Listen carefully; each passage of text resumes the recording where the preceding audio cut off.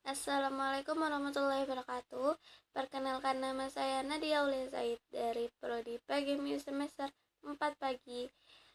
Pada video ini saya buat untuk memenuhi tugas UAS kajian Akidah Akhlak yang diampu oleh Ustadz Aris Setiawan, MPD.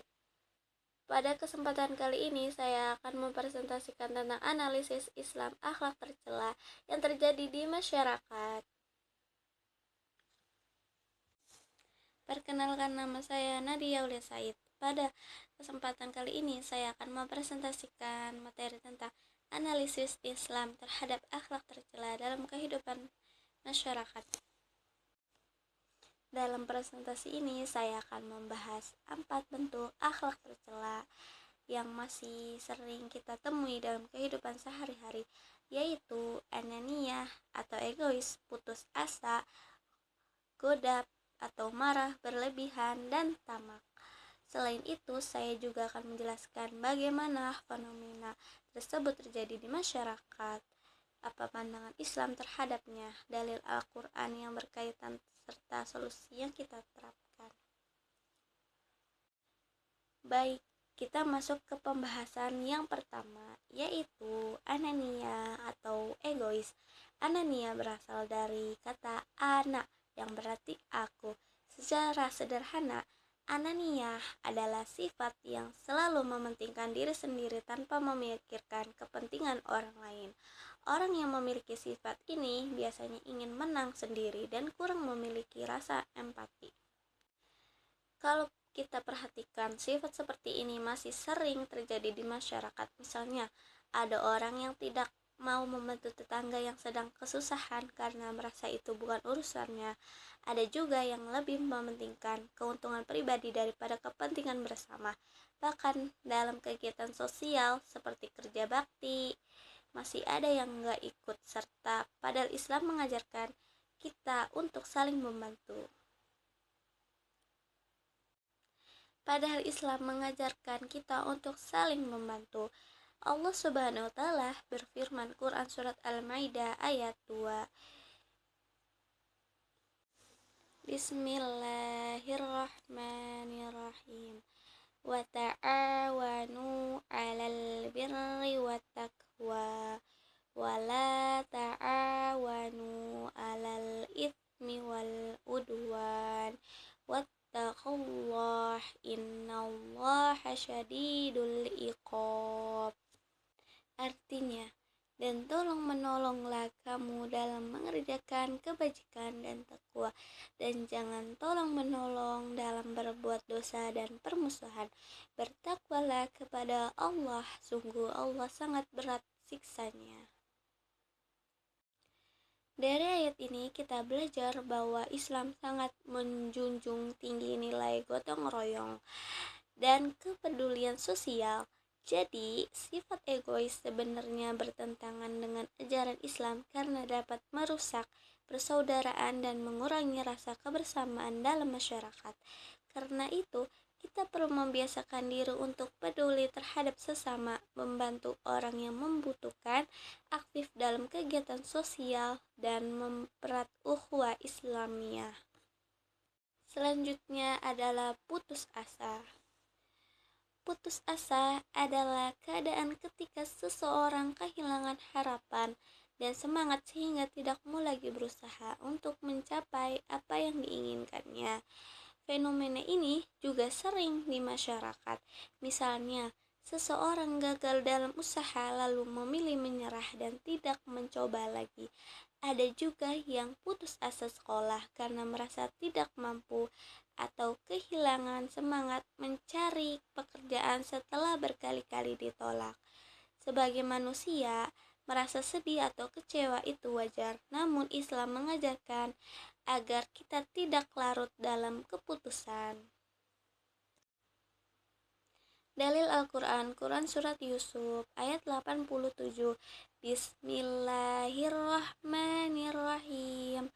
Ya bani yazhabu fatahassasu min Yusufa wa akhihi wa la tayasu min ruhillah innahu la yai'asu min ruhillahi illal qaumul kafirun. yang artinya, wahai anak-anakku, pergilah kamu, carilah berita tentang Yusuf dan saudaranya, dan janganlah kamu berputus asa dari rahmat Allah. Sesungguhnya tidak ada berputus asa dari rahmat Allah kecuali kaum yang kafir. Ayat ini mengajarkan bahwa kita harus selalu memiliki harapan kepada Allah Subhanahu wa Ta'ala.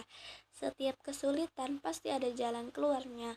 Jangan sampai kegagalan membuat kita berhenti berusaha. Oleh karena itu, ketika menghadapi masalah, kita harus tetap sabar, terus berikhtiar, memperbanyak doa, dan bertawakal kepada Allah Subhanahu wa Ta'ala. Pembahasan berikutnya adalah tentang ghadab, yaitu marah yang tidak terkendali. Marah sebenarnya adalah emosi yang normal dimiliki manusia, namun yang menjadi masalah adalah ketika kemarahan tersebut membuat seseorang berkata kasar atau melakukan tindakan yang merugikan orang lain. Fenomena ini bisa kita lihat dalam kehidupan sehari-hari seperti perkelahi antar warga, kekerasan dalam rumah tangga, bullying di sekolah, bahkan ujaran kebencian di media sosial.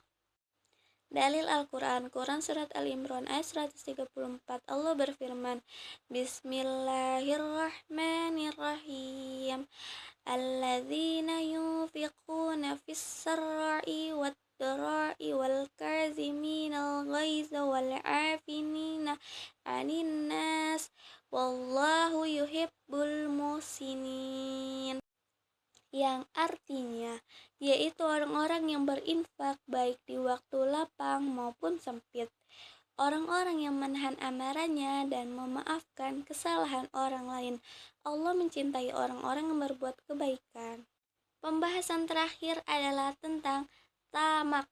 Tamak adalah keinginan yang berlebihan terhadap harta, jabatan, atau kenikmatan dunia, sehingga seseorang tidak pernah merasa cukup dan terkadang menghalalkan segala cara untuk mendapatkannya. Fenomena ini masih banyak kita jumpai di masyarakat, misalnya kasus korupsi, penipuan, suap menimbun barang demi keuntungan pribadi, atau gaya hidup yang berlebihan demi gengsi. Dalil Al-Quran yang pertama, Quran Surat At-Takasur ayat 1, Allah berfirman, Bismillahirrahmanirrahim, Alhaakumut takatsur, yang artinya bermegah-megahan telah melalaikan kamu. Dalil Al-Quran yang kedua, Quran Surat Al-A'raf, Bismillahirrahmanirrahim, Ya bani Adama khuzu zinatakum inda kulli masjidin wa kulu washrabu wa la tusrifu innahu la yuhibbul musrifin, yang artinya wahai anak cucu Adam, pakailah pakaianmu yang bagus pada setiap memasuki masjid, makan dan minumlah, tetapi jangan berlebihan. Sungguh Allah tidak menyukai orang-orang yang berlebihan. Ayat-ayat tersebut mengingatkan kita agar tidak terlalu mencintai dunia hingga melupakan akhirat. Islam mengajarkan sifat qanaah, yaitu merasa cukup terhadap apa yang telah Allah berikan, bersyukur serta menggunakan harta dengan cara yang baik dan bermanfaat. Kita juga dianjurkan untuk bersedekah dan hidup sederhana agar terhindar dari sifat tamak. Kesimpulannya, akhlak tercela seperti ananiah, putus asa, ghadab, dan tamak masih banyak ditemukan dalam kehidupan masyarakat. Perilaku tersebut dapat merusak hubungan manusia dengan Allah Subhanahu wa Ta'ala dan sesama manusia. Islam memberikan solusi melalui penguatan iman dan takwa, sikap sabar dan tawakal, pengendalian diri, kepedulian sendiri, rasa bersyukur, dan qanaah. Dengan menerapkan nilai-nilai tersebut, masyarakat dapat menjadi harmonis, damai, dan sesuai dengan ajaran Islam. Jika tidak dikendalikan, sifat-sifat tersebut dapat merusak hubungan kita dengan Allah Subhanahu wa taala maupun dengan sesama manusia.